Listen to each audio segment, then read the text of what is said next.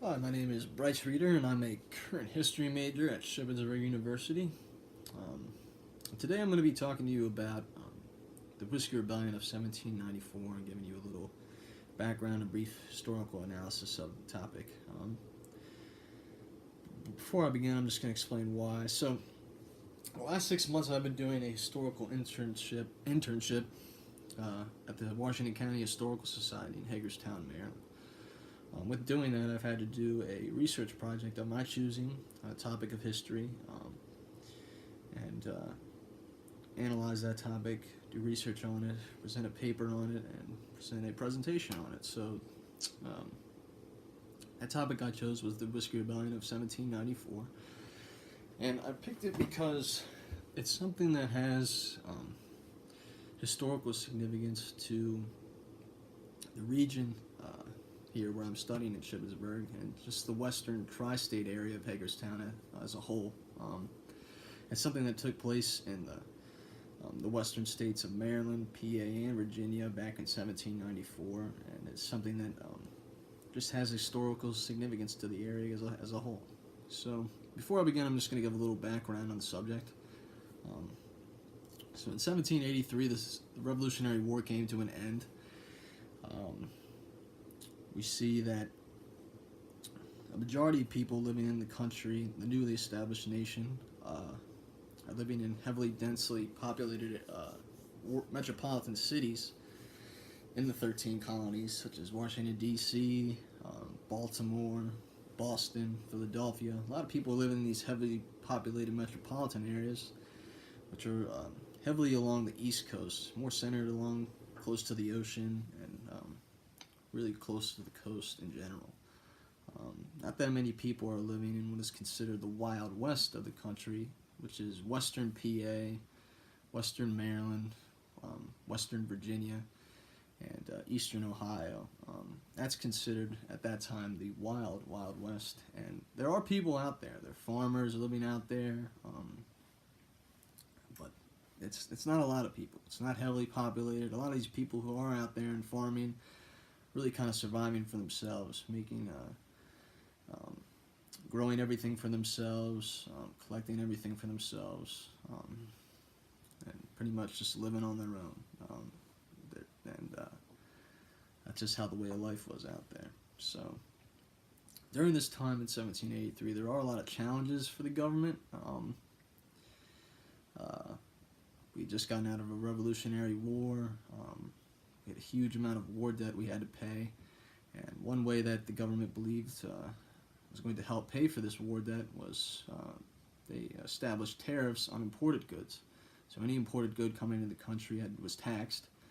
And that was a way of generating a little bit of revenue to help pay for war debt, but it wasn't enough.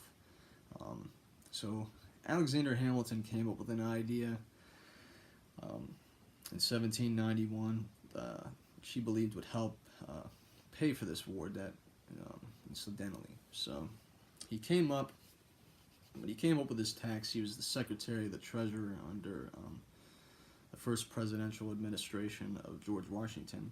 And he came up with a tax on distilled spirits. So any distilled spirit or any alcoholic beverage sold within the United States was taxed. His primary belief for this being a successful uh, way of generating revenue to help pay for war debt was that he believed alcohol was a luxury item. It was something that could be taxed for luxury, that rich people always purchased alcohol, and that they were wealthy enough to purchase alcohol, they can pay for a tax on it. And that was where the methodology came from, that this would be a luxury tax, and that it's taxing something that's luxurious and popular among the wealthy, that wealthy people will give us extra money to help pay for war debt. That was the belief. That's what really got it passed in Congress. Many congressmen believed it as a luxury tax and something that would be beneficial economically for the United States. And it was ultimately passed in 1791. As soon as it was passed, there was immediate resistance out in the western, the Wild West of the country, in western PA, Maryland, and Virginia, by farmers who were really were really heavy producers of whiskey and other types of grain alcohol that they were producing. So a lot of these people living out west, they were farmers. They grew wheat, corn, and other stuff to survive and make for themselves. But a lot of their leftover product from the crops they used to distill into alcohol.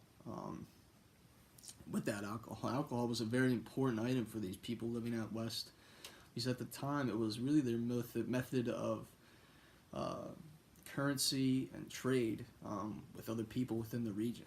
A lot of people use their whiskey to trade with others for resources and other such items without the region. It was really their method of currency and trade. It was a very important item for them. So when this tax was established in 1791, many of these Westerners were immediately frustrated and angry because now their method of currency is getting taxed and they have to pay all this money. So many of these farmers immediately thought, hey, like, we're just not going to pay this tax. So that's really how it was. Like, when this tax was established in 1791, a majority of farmers living out west decided, hey, like, we're just not going to pay it. And that was really a hardship for the federal government from 1791 to 1793, because the way the government generated money for this tax was by sending tax collectors out west, and the tax had to be paid in cash. And like I said, a majority of Westerners in those first 2 or 3 years of the tax didn't pay it at all. Tax collectors would come around and people would just refuse to pay it, and the tax collector would leave empty-handed. So after 3 years of really an unsuccessful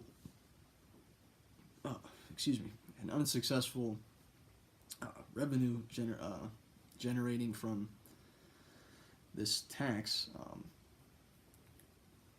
it really set up the government to be more strict and in gaining money from the tax. So the government began to impose more stricter restrictions and consequences for those who refused to pay the tax, such as jail time, fines, and other consequences.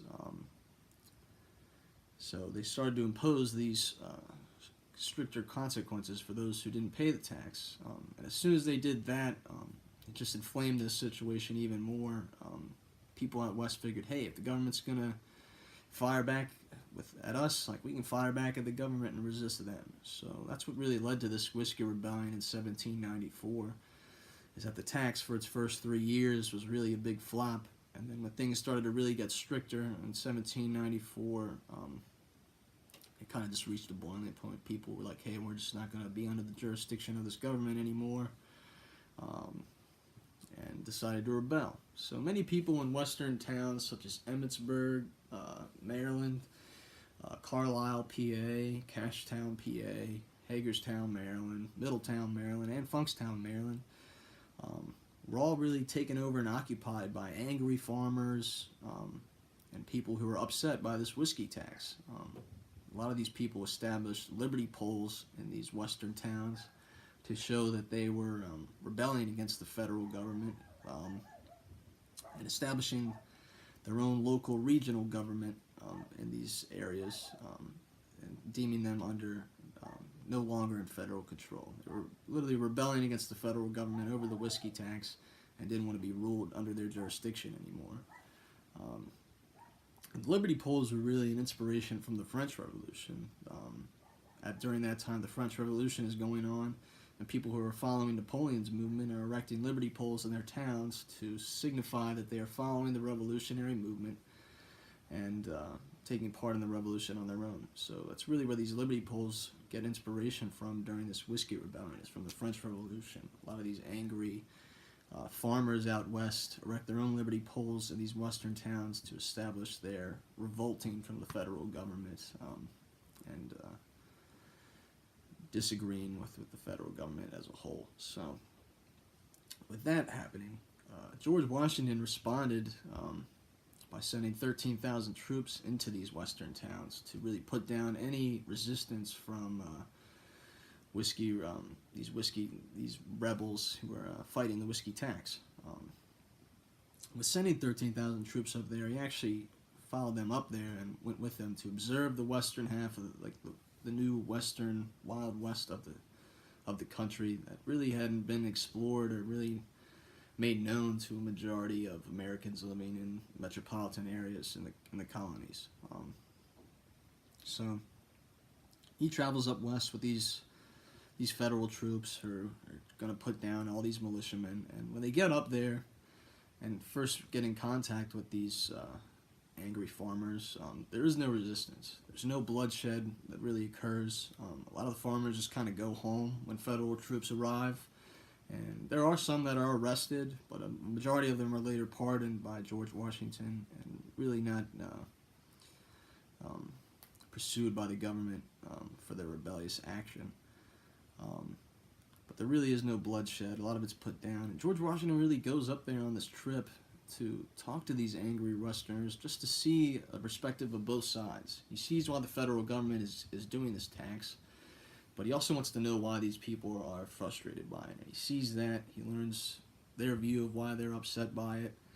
And during his trip up to the West, he's really amused and fascinated by the expansion of the country and how it's going to expand. He's amazed by these people who've established these communities out in this western region of the country and how they've been able to fend for themselves, establish a life for themselves out here, and that they are really the ones who created these communities out west and are further expanding the country. So really took appreciation of that, and he really tried to make himself known on this trip to these farmers that he's not like the rulers that have ruled Europe the last 2 centuries, that he's not a tyrant, he's not like King George III, and that he really is trying to listen to all sides and help create a compromise between all sides, and that he's not just establishing a law for himself, that is the law of the land, and that's going to be the way it is. He's not trying to exemplify that. He's trying to exemplify that this is a different type of government that is going to be for the people, that's going to try to listen to the people, listen to their concerns, and really understand and work to compromise on any kind of level. Which is something that's very different for these people at this time, because there's nothing that's been like that ever. No government where there hasn't been a tyrant who hasn't really looked at both sides of the people, and it's really helped to create a strong government.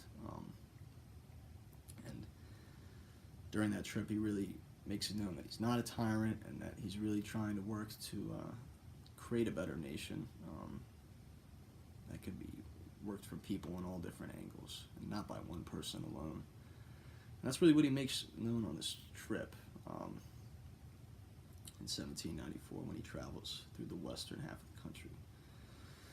So what ultimately ends up happening is that in 1801, under the presidential administration of Thomas Jefferson, the tax is ultimately put down. He abolishes the tax, and it's gone forever. And the Whiskey Rebellion really resembles the first time in American history where there's really an armed rebellion it's the first armed rebellion that's really put down by the federal government. So for me,